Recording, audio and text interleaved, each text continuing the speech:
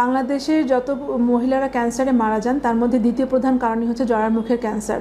তো এই একটা ক্যান্সার যেটা বাংলাদেশের দ্বিতীয় কারণ, প্রথম কারণ হচ্ছে যে ব্রেস্ট ক্যান্সার, যতগুলো মহিলা মারা যান, আর তার মধ্যে তারপরেই দ্বিতীয় হচ্ছে যে জরায়ুর মুখের ক্যান্সার। তো এই ক্যান্সারটা চাইলে শতভাগ নিরাময়যোগ্য। সেটা কিভাবে? সেটা হচ্ছে যে একটা মেয়ে এখন যেটা নিয়ম চলে এসেছে 9 থেকে 14 বছর টার্গেট, একজন কিশোরী, তাকে আমরা ভ্যাকসিন দিতে পারছি। টিকা চলে এসেছে, হিউম্যান প্যাপিলোমা ভাইরাস টিকা, যেটা দুটা দেশীয় কোম্পানি এনেছে এবং সরকারিভাবে কিন্তু এখন স্কুলগুলোতে দেওয়া হচ্ছে।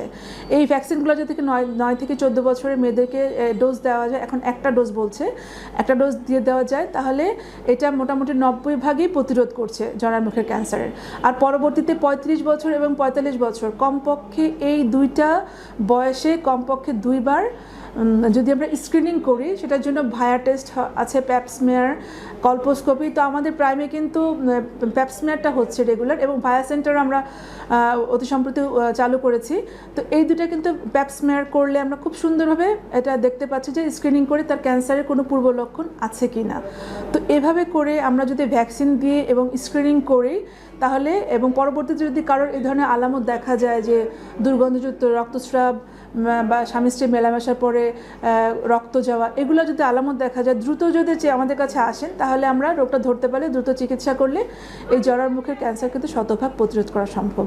আপনার এবং আপনার পরিবারের যে কোনো সমস্যার জন্য প্রাইম মেডিকেল কলেজ হসপিটালের সেবা গ্রহণ করুন। Prime medical college, Badarganj road, Pirjabad, Rangpur.